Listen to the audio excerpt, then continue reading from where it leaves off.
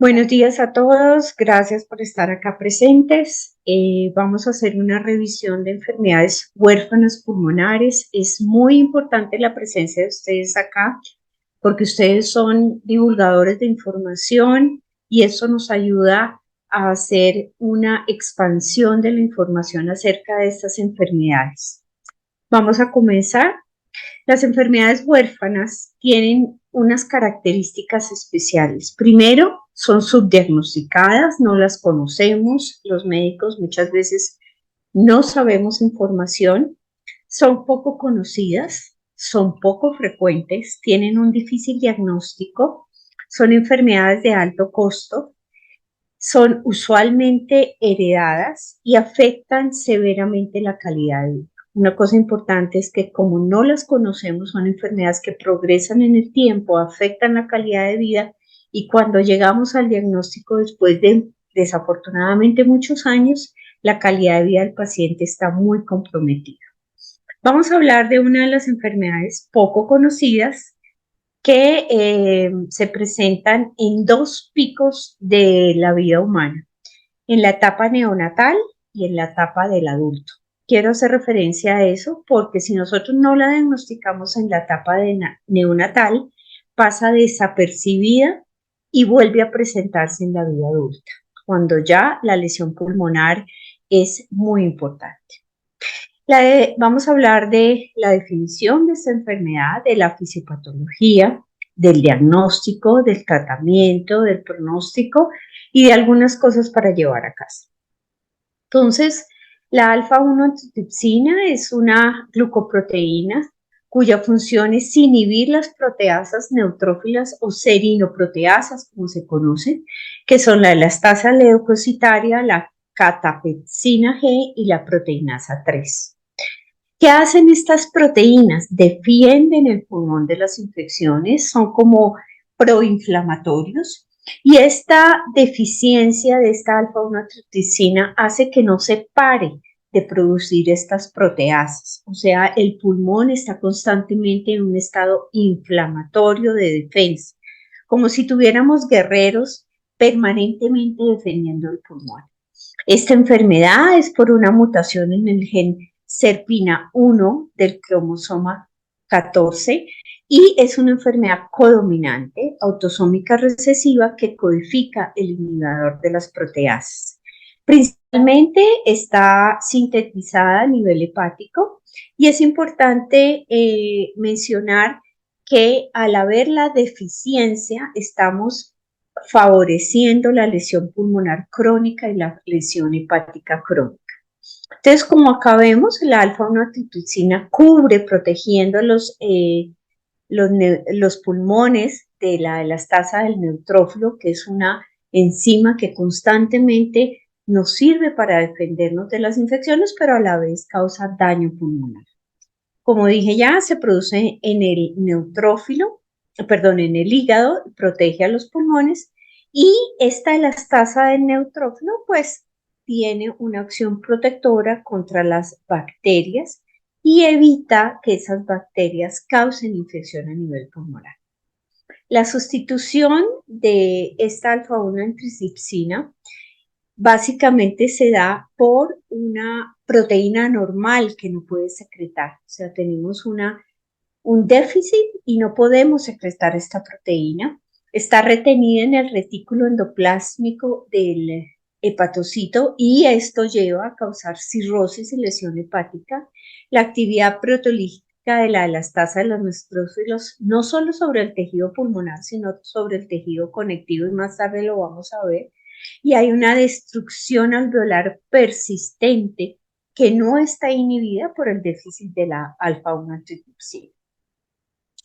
¿Cuál es la incidencia de esta enfermedad? Se cree que hay más o menos 1 de cada 1.600 a 3.000 nacidos vivos. A nivel mundial existe 117 millones de portadores y más o menos 3 o 4 millones de personas afectadas.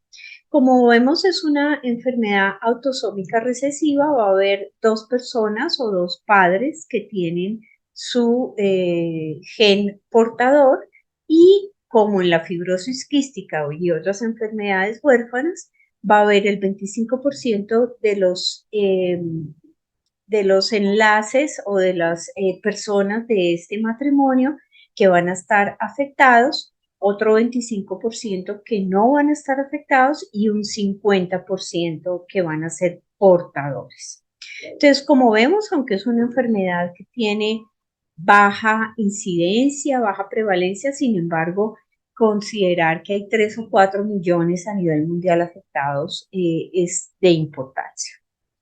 Miremos que la enfermedad tiene unos aspectos clínicos difíciles de diagnosticar, por eso nos es difícil identificar estos pacientes. Y este aspecto clínico depende del tipo de mutaciones.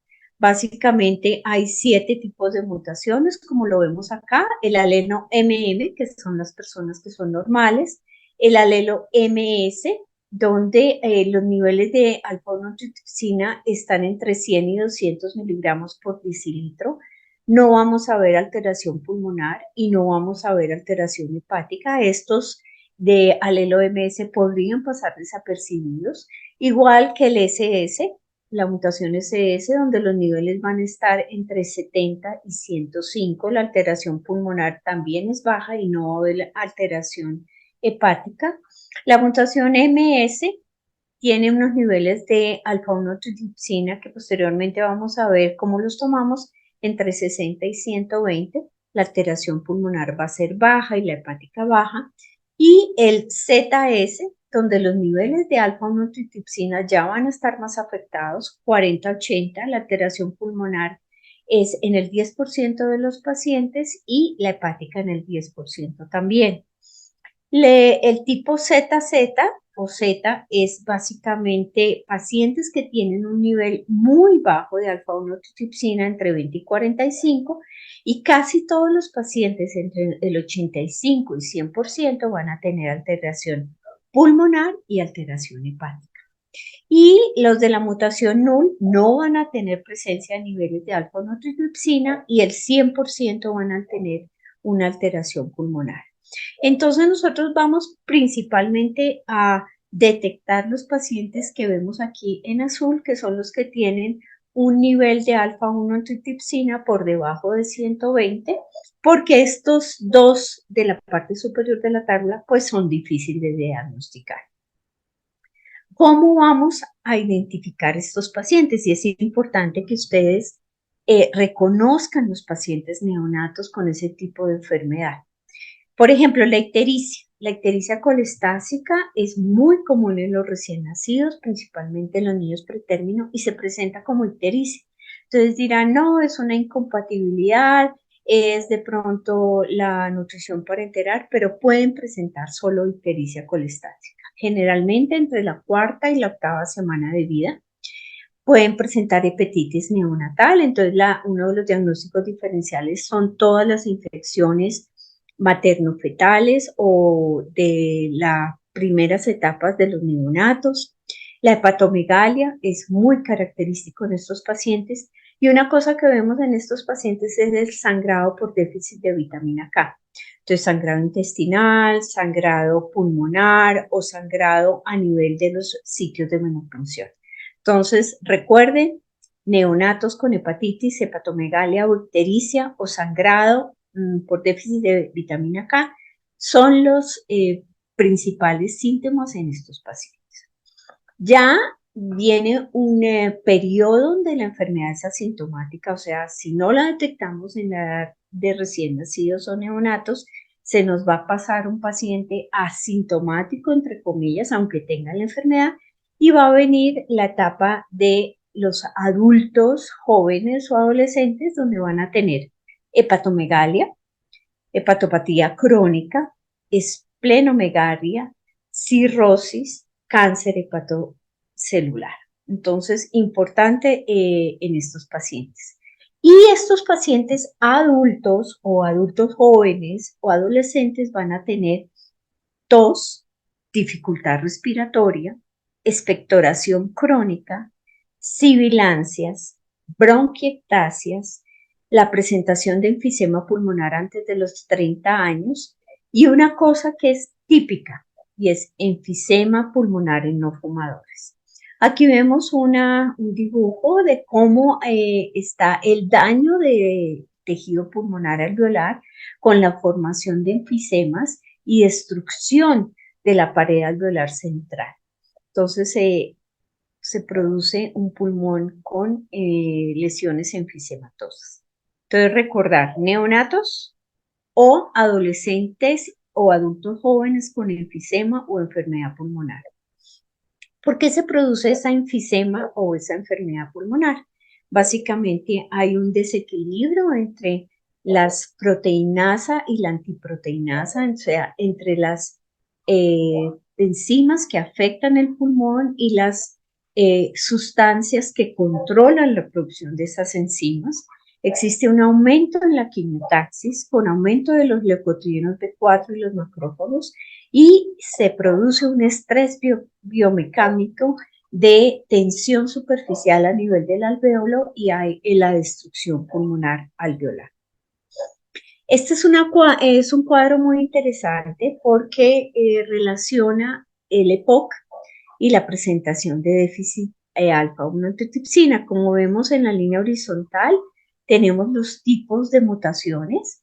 En la línea vertical tenemos la concentración de alfa-1 antitrypsina y podemos relacionar, por ejemplo, el tipo ZZ, que es un tipo raro y que tiene muy bajos niveles de alfa-1 antitrypsina, y podemos observar, por ejemplo, el tipo MS, que ya tiene unos niveles de alfa-1 antitrypsina que no están tan bajos. A medida que nos acercamos hacia la línea de la derecha o hacia la zona de la red derecha, obviamente la presentación va a ser mucho más importante a nivel pulmonar por los déficits de alfa-1 antitrypsina. ¿Qué otras manifestaciones vamos a tener? Ya dijimos, hepática y pulmonar. Pero podemos tener la paniculitis necrotizante. Esta paniculitis puede estar presente en cualquiera de estos sitios del cuerpo humano, puede estar a nivel de los senos paranasales, a nivel pulmonar, a nivel de la piel. Podemos tener una glomerulonefritis membranoproliferativa, podemos tener una nefropatía por IgA, podemos tener vasculitis. Las vasculitis principalmente son en mujeres y pueden presentarse en estos sitios del cuerpo y característicamente son unas vasculitis con dolor. También podemos presentar enfermedad celíaca y aneurismas intracraneales. Estas manifestaciones son un poco más escasas, menos conocidas, pero para recordar de pronto, vasculitis, enfermedad celíaca y todas las granulomatosis por poliangitis y granulomatosis membranoproliferativa y por nefropatía por IgA.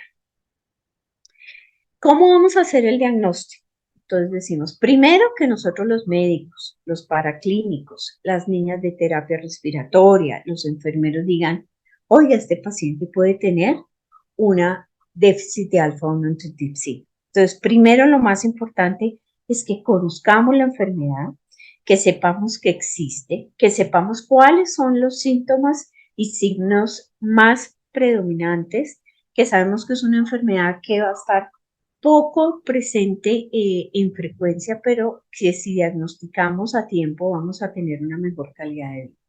Entonces, la primera, la sospecha clínica, la historia clínica completa, el examen físico completo.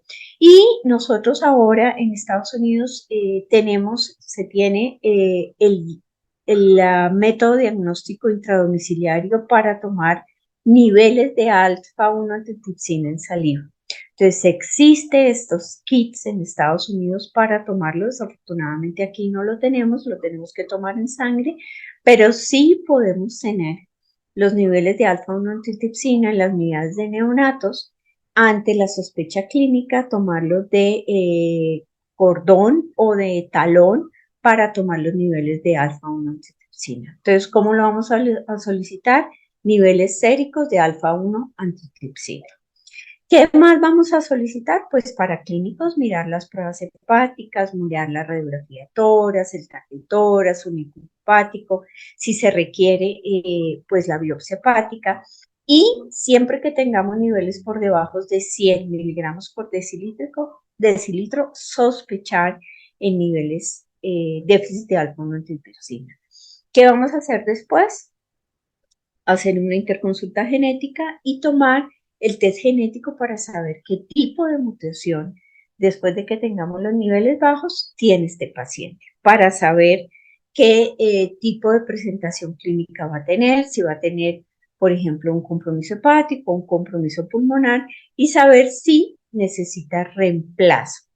Entonces, ¿qué vamos a hacer? Vamos a tener la sospecha, recuerden, pensando en estos pacientes, pensando que si tienen 100 miligramos por decilitro o menos, generalmente 80, vamos a pensar que este paciente tiene un déficit de alfa-1-antitipsina, y hay otra,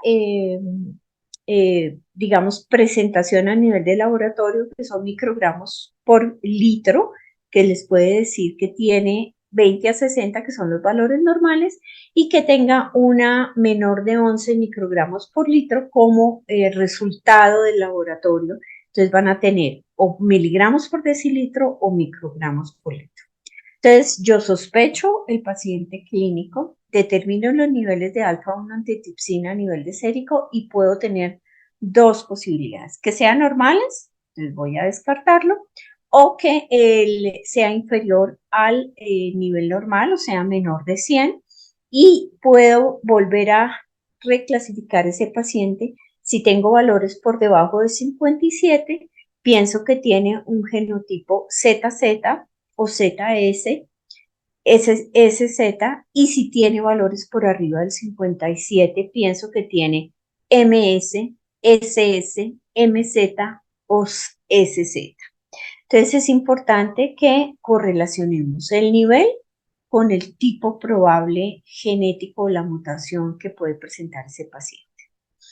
¿Cómo vamos a hacer el tratamiento? Esto es una enfermedad de manejo multidisciplinario. Debemos tener en nuestro, digamos, en nuestros especialistas, debemos tener un neumólogo, debemos tener un cardiólogo, debemos tener un neonatólogo, debemos manejar con la parte nutricional, debemos tener una terapista respiratoria, debemos tener psicología, trabajo social, consejería genética y obviamente pediatría y enfermería. Debemos hacer una vacunación preventiva para evitar la sobreinfección. Debemos disminuir el estrés oxidativo, entonces todo lo que sea infecciones, cosas que nos aumentan el estrés oxidativo. De pronto, lo que más debemos recalcar son los hábitos saludables de vida, la calidad del aire, eso es supremamente importante, no fumar, y recordar esto. Los pacientes que tienen déficit de alfa-1-antitipsina y empiezan a fumar presentan síntomas clínicos mucho más rápido, porque el cigarrillo consume los niveles de alfa-1-antitipsina, los pequeños niveles que tenemos a nivel sérico, y se produce un deterioro pulmonar más rápido. Entonces es importantísimo no fumar, evitar la contaminación ambiental, evitar que haya quemas, humo, porque esto disminuye los niveles de alfa-1-antitipsina. Importante, en cuáles pacientes vamos a hacer el reemplazo. Existe reemplazo para colocación semanal de 60 miligramos por kilo de alfa-1-antitipsina en los pacientes, y ahorita vamos a ver cuáles son las indicaciones, pero principalmente en pacientes mayores de 18 años que tengan déficit de alfa-1-antitipsina, que los niveles séricos estén consumidos. Y pensar en otros pacientes, pues mucho más adelante, el trasplante hepático y el trasplante pulmonar. Miremos en quiénes vamos a colocar alfa-1-antitipsina. Tenemos muchas presentaciones. De pronto el más conocido es el Aralas, pero tenemos otras presentaciones de alfa-1-antitipsina, y debemos sustituir en pacientes mayores de 18 años cuando la alfa-1-antitipsina es por debajo de 57. Una cosa importante es que estos pacientes no sean fumadores y si han fumado, que durante los últimos 6 meses no hayan fumado porque se produce consumo de la enzima, que tengan enfisema pulmonar confirmado, que los pacientes que tengan EPOC tengan un BEF por debajo del 80%, que no tengan déficit de IgA. ¿Por qué? Porque estos productos, digamos, de sustitución pueden tener anticuerpos contra IgA, y si los pacientes tienen déficit de IgA, pues van a producirse mayor déficit. Y lo más importante es pues que ellos conozcan el plan de sustitución y pertenezcan a un programa de manejo de pacientes con alfa-1 y firmen el consentimiento informal. ¿Cómo va a ser el pronóstico de estos pacientes? Una de las cosas que nos va a afectar el pronóstico son las coinfecciones bacterianas o virales, que tengan hepatopatía y esto cause sangrado, obviamente sangrado de vías digestivas, varices esofágicas o sangrado pulmonar. El compromiso hepático y pulmonar es supremamente importante porque nos va a determinar si el paciente tiene hipertensión pulmonar o no. El grado de desnutrición, son pacientes que deben mantener unas tablas de nutrición, un estado nutricional adecuado, normal y no por debajo de las cifras de nutrición para desnutrición. Mantener una vida saludable con deporte y evitar ante todo la contaminación y obviamente el cigarrillo o tener contacto con personas que hayan fumado o que fuman. ¿Qué es importante? El 95% de esta enfermedad es subdiagnosticada.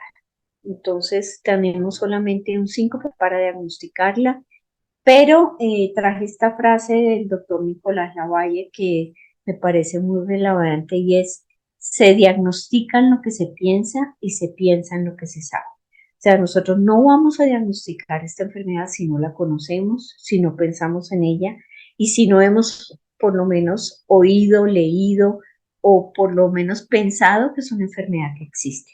Y recuerden, 2 picos de diagnóstico: neonatos o primeras 4 semanas de vida, 4 a 8, o adolescentes jóvenes con enfisema, enfermedad pulmonar o hepática, o adultos con enfisema que hayan fumado o que no hayan fumado para síntomas tempranos de enfisema pulmonar.